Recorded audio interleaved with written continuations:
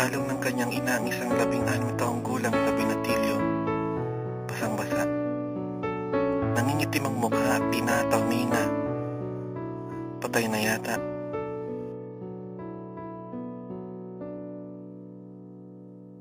Nakuryente siya habang iniakit ang black and white na telebisyon. Kasasanglalang ng isang mag-asakang kapacheck-up sa PGH sa ikalawang palapag ng kanilang 5 square meters sa tahanan. May bagyo noon na gumapaw ang ilog.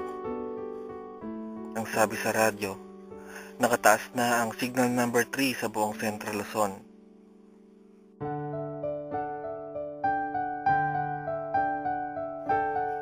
Nag-iisip pa rin siya habang binabagtas ng sinasakyan nilang rubber boat na kulay dilaw ang daan papuntang evacuation center. Di na niya nagawang magsuklay at magsuot ng bra. Kalong niya ang binatilyong pangarap mag-aral sa Maynila na kanya ngayong ipinagluluksa. Sa Maynila, sa isang pamantasang kulay langit ng pasukan at labasan, nandiriwang ang mga paang patungo sa Robinson. Alas 12, katang klase, walang pasok.